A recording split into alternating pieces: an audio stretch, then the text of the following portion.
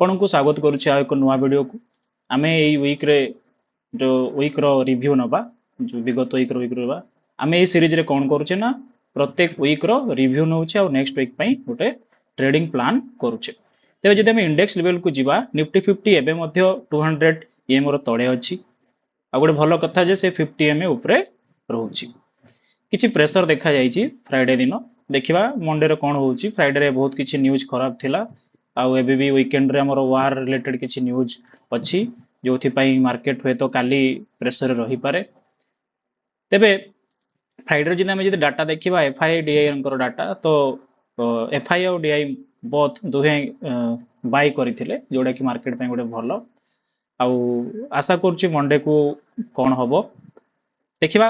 ନିଫ୍ଟି 50 ତ ପ୍ରେସରରେ ଅଛି। ତାପରେ ଯିବା ନିଫ୍ଟି ସ୍ମଲ୍ କ୍ୟାପ୍କୁ। ସ୍ମଲ୍ କ୍ୟାପ୍ରେ ଅଲ୍ ଟାଇମ୍ ମାନେ ଦେଖିବା ଯଦି 52 ୱିକ୍ର ହାଇରେ ସେ ଟ୍ରେଡ୍ କରୁଛି, 10 EM ଉପରେ ବି ସେ ଟ୍ରେଡ୍ କରୁଛି। ଆଉ ଟିକେ ପୁଲ୍ ବ୍ୟାକ୍ ଦେଖାଯାଇଛି, ଯେଉଁଟାକି ମାର୍କେଟ ପାଇଁ ବହୁତ ଭଲ, ଆମ ପାଇଁ ମଧ୍ୟ ଭଲ। ମିଡ୍ କ୍ୟାପ୍ରେ ମଧ୍ୟ ସେମ୍ ଅଛି, pool back much needed pool back ଗୋଟେ ଦେଖିବାକୁ ମିଳିଛି। ଇଣ୍ଡେକ୍ସ ଭିତରେ ଆମର ସବୁଠୁ ଷ୍ଟ୍ରଙ୍ଗ ଥିଲା, ମୁଁ ଆପଣଙ୍କୁ କହିଥିଲି ପୂର୍ବରୁ ବି, ଫାର୍ମା। ତେବେ ନିଫ୍ଟି ଫାର୍ମା ବହୁତ ଷ୍ଟ୍ରଙ୍ଗ ଅଛି। ଆଉ ଏଥିପାଇଁ ଫାର୍ମା ରିଲେଟେଡ୍ ଷ୍ଟକ୍ରେ ବହୁତ ଆକ୍ସନ୍ ଦେଖାଦେଇଛି। ତେବେ ଗିଫ୍ଟ ନିଫ୍ଟି କଥା ଯଦି ଆମେ ହେବା, ଗିଫ୍ଟ ନିଫ୍ଟି ଏବେ ତ ପଜିଟିଭରେ ହିଁ ଦେଖାଉଛି, କିନ୍ତୁ ଯାହା ଲାଗୁଛି ୱାର୍ ରିଲେଟେଡ୍ ଯଦି କିଛି ନ୍ୟୁଜ୍ ଆସିଲା କାଲି, ତ ନିଫ୍ଟି ଟିକେ ପ୍ରେସରରେ ରହିପାରେ। ତା ସହିତ କିଛି ଗୁଡ୍ ନ୍ୟୁଜ୍ ମଧ୍ୟ ଅଛି, ଯେଉଁଥିରେ କି ଆମେ ଦେଖୁଛେ ଆମର ନିର୍ମଳା ସୀତାରମଣଙ୍କର ଏଜ୍ ଫାଇନାନ୍ସ ମିନିଷ୍ଟର ତାଙ୍କୁ ହଟେଇକି ଆଉ କାହାକୁ ପୋଷ୍ଟ କରିବାର ଗୋଟେ ମାନେ ର୍ୟୁମର ବା ନ୍ୟୁଜ୍ ଚାଲିଛି ପୁରା। ଏଇଟା ସତ କି ମିଛ କିଛି ଦିନ ଭିତରେ ଜଣା ପଡ଼ିଯିବ। ଯଦି ଏଇଭଳିଆ ହୁଏ ତାହେଲେ କିଛି ନା କିଛି ମାର୍କେଟକୁ ଗୋଟେ ଭଲ ମୋମେଣ୍ଟମ୍ ଦେଖିବାକୁ ମିଳିବ। ତେବେ ଏବେ ଆମେ କଥା ହେବା ପୂର୍ବ ୱିକ୍ର କିଛି ଷ୍ଟକ୍ ବିଷୟରେ, ଯେଉଁଗୁଡ଼ା ଆମେ ପୂର୍ବରୁ ଡିସ୍କସନ୍ କରିଥିଲେ, ଯେଉଁଥିରେ କ'ଣ ଆକ୍ସନ୍ ହେଇଥିଲା ଆମେ ସେସବୁ ଜିନିଷକୁ ଏବେ ଦେଖିବା। ତେବେ ପୂର୍ବ ୱିକ୍ରେ ଆମେ ଯେଉଁ ଷ୍ଟକ୍ ବିଷୟରେ ଡିସ୍କସନ୍ କରିଥିଲେ, ସେ ଷ୍ଟକ୍ ସବୁରେ କ'ଣ ହେଇଛି ଦେଖିବା। ତେବେ ଆସନ୍ତୁ ଆମେ ଫାଷ୍ଟ ପଳେଇବା ଆଭାନ୍ତେଲ ପାଖକୁ। ଆଭାନ୍ତେଲର ଟାର୍ଗେଟ୍ ଦିଆଯାଇଥିଲା, ମାନେ କିଣିବା ପାଇଁ କୁହାଯାଇଥିଲା 185ରେ, ଯେଉଁଟାକି ସେ କ୍ରସ୍ କରିପାରିନି। ଯଦି ଆମେ ଦେଖିବା ବିଗତ ୱିକ୍ କଥା, ବିଗତ ୱିକ୍ରେ ବହୁତ ପ୍ରେସର, ଷ୍ଟକ୍ ମାନେ ସବୁ ପ୍ରେସରରେ ଦେଖାଦେଇଛନ୍ତି। ମାନେ ଯେଉଁଟାକି ଆମେ ଜାଣିଛେ ଯେ ଯେତେବେଳେ ଆମେ ପ୍ରଥମ ଟେଷ୍ଟ କରିବା ଯେ ଆମର ଫିଡବ୍ୟାକ୍ ନେବା କେଉଁଥିରୁ, ୱାଚ୍ ଲିଷ୍ଟରୁ ଫିଡବ୍ୟାକ୍ ନେବା, ତାପରେ ଆମେ ଟ୍ରେଡ୍ ନେବା। ଦେଖନ୍ତୁ ଯଦି ଦେଖିବେ ଫିଡବ୍ୟାକ୍ ଭଲ ନାହିଁ, ମାର୍କେଟର ଫିଡବ୍ୟାକ୍ ଭଲ ନଥିଲା ପ୍ରିଭିୟସ୍ ୱିକ୍ର। ଆପଣ ଯେଉଁଠି ବି ଦେଖିବେ ପୁଲ୍ ବ୍ୟାକ୍ ଆପଣଙ୍କୁ ନିହାତି ଦେଖାଦେବ, ପୁଲ୍ ବ୍ୟାକ୍ ପୁରା ଦେଖାଦେବ। ଏଇଟା ଖାଲି ଆମର ବଢ଼ିଆ ହୋଲ୍ଡ କରିଛି ୱିଲସନ୍ କର୍ପୋରେସନ୍। ଫ୍ରାଇଡେ ଦିନ ଏଣ୍ଟ୍ରି ବି ଥିଲା, ଭଲ୍ୟୁମ୍ ବି ଭଲ ଥିଲା। ତେବେ ଦେଖନ୍ତୁ ବେଦାନ୍ତ ପାୱାର ବି ମୁଁ କହିଥିଲି ଏଣ୍ଟ୍ରି, ଏଥିରେ ଷ୍ଟପ୍ ଲସ୍ ଯଦି କିଏ ନେଇଥିବେ ତାଙ୍କର ଷ୍ଟପ୍ ଲସ୍ ହିଟ୍ ହେଇଯାଇଥିବ। ଆଉ ଏଇଟା ପାର୍ଟ ଅଫ୍ ଗେମ୍, ଷ୍ଟପ୍ ଲସ୍କୁ ଆପଣ ଖରାପ ଭାବନ୍ତୁନି, ତାକୁ ଗୋଟେ ପାର୍ଟ ଅଫ୍ ଗେମ୍ ହିସାବରେ ନିଅନ୍ତୁ। ଥର୍ମାକ୍ସ ମଧ୍ୟ ଏବେ ବି ହୋଲ୍ଡ କରୁଛି ସେଇ ଜାଗାରେ। ଏସବୁ କିଛି ଥିଲା ଯେଉଁଗୁଡ଼ା ମୁଁ ପ୍ରିଭିୟସ୍ ୱିକ୍ରେ ଡିସ୍କସନ୍ କରିଥିଲି।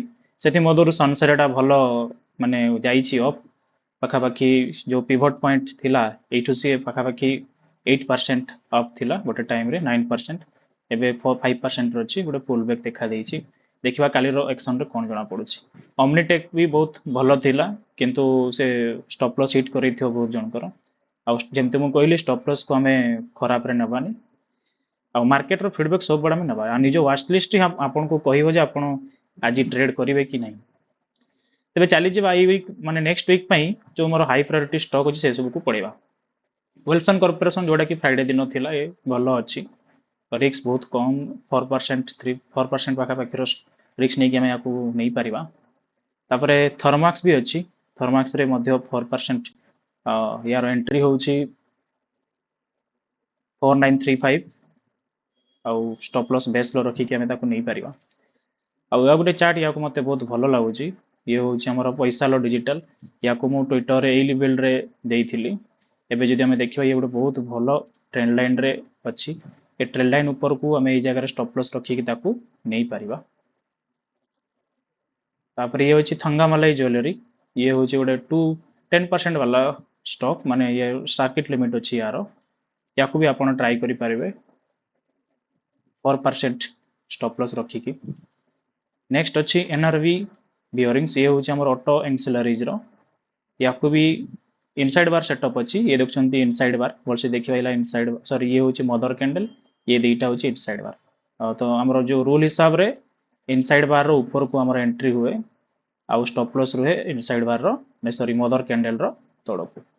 तेरे एंट्री आपंकर हो 443 आउ स्टॉप लॉस हम 21। ये देखा पखापाखि केते परसेंटेज रो स्टॉप लॉस रोचे 6% रो स्टॉप नहीं कि आपण या ट्रेड करि पारिबे। तापर आसले ये गोटे कॉन्फिडेंस पेट्रोलियम, यार अर्निंग्स भल थिला, या टिके रहिबा पई पड़िबो ई पाखापाखि रे, तापर हमको देखिबा। नेक्स्ट अच्छी ये एल्पो इंटरनेशनल, ये स्टॉक विषय तो फास्ट बीएससी रे लिस्टेड थिला, तापर एनएससी रे लिस्टेड हला, तो आईपीओ सेटअप थिला, ये बहुत बड़ मिस हो जाइतिला। एबे से ई जगह रे होल्ड करछि पूरा। याकू आमे छोटो पोजीशन नहीं कि ट्राई करबा कथा, जदि मु भी केबे नेबी याकू छोटो पैसा नहीं कि नेबी आउ यार 175 ऊपर 4% स्टॉप लॉस रखिकी भल एंट्री मिलिबो। ओमनीटेक पुणी थरे मो राडार रे अछि, एबे किंतु 5 आउ 545 550 नुह 518, एबे 518 ऊपर ए कैंडल रो ऊपर को आमे किनि परिबा 518। आउ अछि ए गुडे केपीएल क्वालिटी फार्मा, यार मध्य एंट्री रोचे आपनकर 2509 ऊपर को स्टॉप लॉस 4% रखिकी या ट्राई करि परिबा। फार्मा सेक्टर जेहेतु स्ट्रांग अच्छी, कहीं मुझे कहूँ फार्मा सेक्टर स्ट्रांग अच्छी। देखो आप प्लीज जीबीएस रे भी एक्शन देखो, आपन जेकोसी फार्मा सेक्टर रे फार्मा स्टॉक रे देखा स्ट्रांग टिके लगुच, होल्ड करुँच समस्ते। आमर क्यूपिड जोटा ऑल टाइम फेवरेट स्टॉक से बढ़िया चली सी एबे भी जोटा दिया होता आपन को भल एक्शन देखा मिलता। आ गोटे स्टॉक देखो आपोलो, आपोलो रे 21 ईएमए तौक पड़े जोटा आइडियाली सेलिंग आम करुचे, सेलिंग 21 तौक आम सेलिंग कर दौचे। तो डबल टॉप टाइप रो गोटे पैटर्न इथे बनी, फास्ट टॉप ये हूँ सेकेंड टॉप, डबल बटम रू तौक खसी। देखा नेक लाइन जो तौक जाऊँगी कन्फर्म हो डाउन ट्रेंड अच्छी। तेरे किसी गुड न्यूज सहित मार्केट जदि मोमेंटम धरला ताले आम ट्रेडेबल रैली गोटे पाइबा बहुत जल्दी। आउ एबे आ गोटे नुआ आसची जे आमे एबे इंडिया रो मध्य माने इंडिया रे थाई कि इंडिया रो ब्रोकर साहाय्य रे आमे यूएस स्टॉक रे इन्वेस्ट करि परिबा।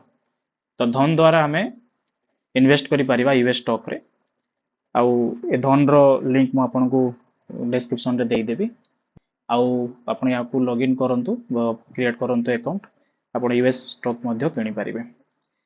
आउ एबे मु गोटे नुआ टेलीग्राम चैनल मध्य खोली छि, जो थरे मु ए भलिया किसी शिखा जिनस दिए जो कफ हैंडल पैटर्न विषय में लिखी कि विभिन्न प्रकार अपडेट आईपीओ रिलेटेड अपडेट भी मुझे पोस्ट करी, आपण या फॉलो करि परिबे।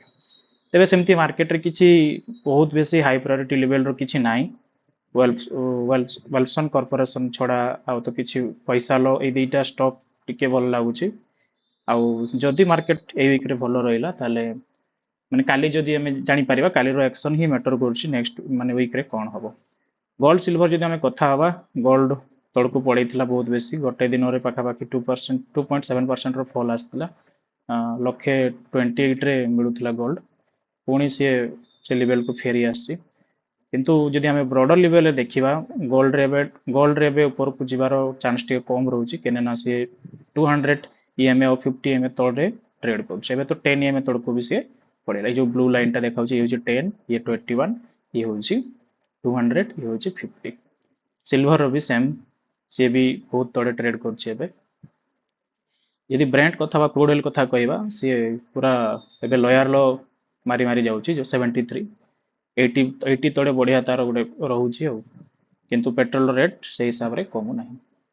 ते नेक्स्ट वीक में हाई प्रायोरिटी स्टॉक सब मु डिस्कशन कली। आउ मो चैनल को सब्सक्राइब करंतु, ट्विटर को फॉलो करंतु, टेलीग्राम मध्य जॉइन करंतु। आउ यूएस स्टॉक रे इन्वेस्ट करबा कथा जदि आपण चाहूचंती बा नॉर्मली इंडिया मार्केट रे भी को स्टॉक को किणुचंती, धन रो फ्यूचर आपण को बहुत भलो थाए, धन रो जेतो कि ट्रेलिंग स्टॉप लॉस भी थाए, सुपर ऑर्डर थाए। ए सब विषय मु आगो को नेक्स्ट वीडियो रे बतेइबी। तो धन गोटे भलो प्लेटफॉर्म मु निजे भी यूज करूची, आपण यार लिंक रे क्लिक करिकि जॉइन करि परिबे।